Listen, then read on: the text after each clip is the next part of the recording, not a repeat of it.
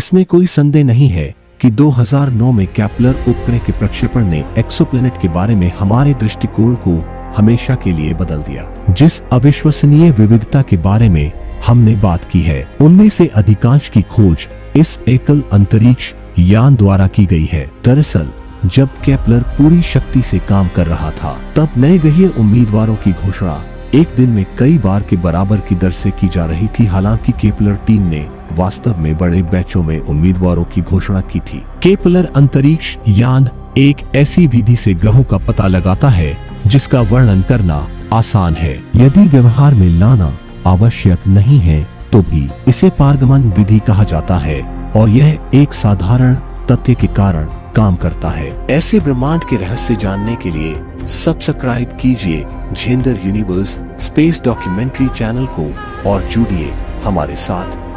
जब कोई ग्रह एक पर्यवेक्षक और एक तारे के बीच से गुजरता है तो पर्यवेक्षक को तारे से प्रकाश थोड़ा मंद दिखाई देता है। फिर ग्रह के आगे बढ़ने पर वह सामान्य स्थिति में लौट आता है। इस तरह के डीमिंग का दोहराया पैटर्न ग्रह की उपस्थिति का सुझाव देने वाला एक फिंगरप्रिंट है। यह तकनीक सुनने में जितनी सरल लगती है, वास्तव में लागू होने पर इसमें समस्याएं आती है। इनमें से कुछ कठिनाइयों को समझने के लिए फिर से कल्पना करें कि आप एक दूर के ग्रह पर एक खगोल शास्त्री हैं जो हमारे अपने सौर मंडल का अवलोकन कर रहे हैं। हमारे सिस्टम में ग्रहों की कक्षाएं एक समतल में स्थित होती है जिसे क्रांति वृत्त कहा जाता है। यदि आप दूर के पर्यवेक्षक भी उस विमान में हैं, तो जैसे ही ग्रह सूर्य के सामने से गुजरेंगे, आपके उपकरण विशेष रूप से मंद और चमकते हुए दिखाई देंगे। इस मामले में ग्रह सूर्य के भूमध्य रेखा के पार चले जाएंगे, जिससे सबसे लंबा संभव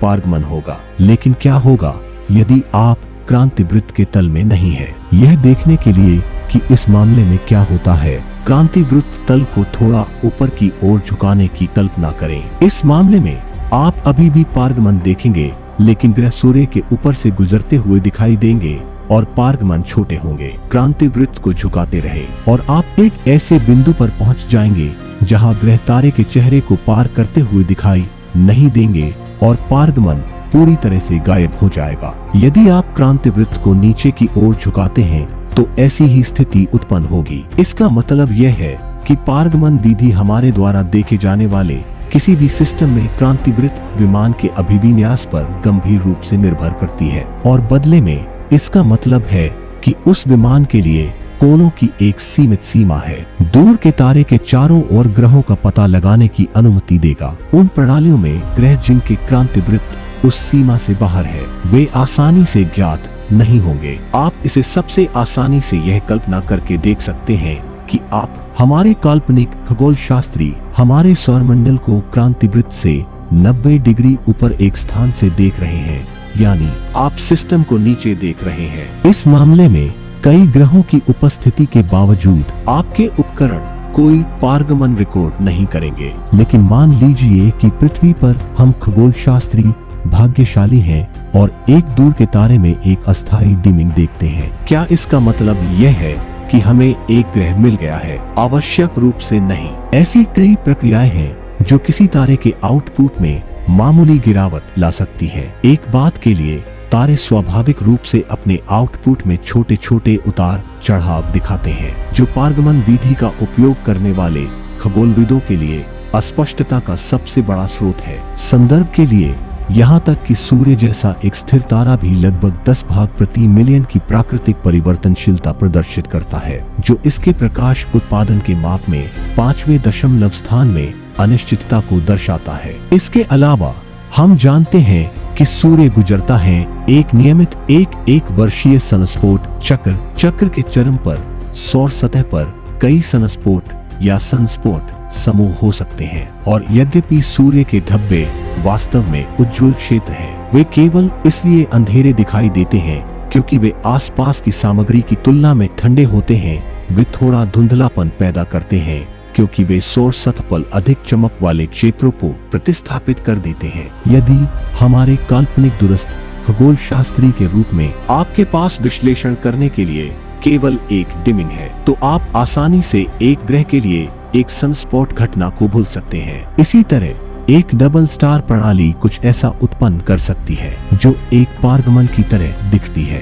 फिर ऐसी प्रणाली को देखने की कल्पना करें जिसमें दो तारे उस परिक्रमण के तल से एक दूसरे के चारों ओर घूमते हैं। जब दो तारे व्यापक रूप से अलग हो जाते हैं तो आपको दोनों तारों के पूर्ण आउटपुट का प्रतिनिधित्व करने वाली चमक दिखाई देगी। हालांकि जब एक तारा दूसरे के पीछे से गुजरता है तो सिस्टम की कुल चमक कम हो जाती है, जिससे एक रोशनी वक्र उत्पन्न होता है जो एक ग्रह पारगमन की नकल करता है। यह विशेष रूप से सच है यदि एक तारा दूसरे तारे द्वारा केवल आंशिक रूप से छायांकित होता है। अंततः केपलर जितना सटीक उपकरण है, इसके रिजोल्यूशन की एक सीमा है। इसका मतलब यह है कि आकाश के एक छोटे से क्षेत्र से आने वाली सारी रोशनी को ऐसे माना जाता है जैसे कि वह एक ही स्रोत से आ रही हो। आप कल्पना कर सकते हैं कि ऐसी स्थिति भ्रामक परिणाम उत्पन्न करने में सक्षम है। उदाहरण के लिए मान ले कि एक ग्रहणशील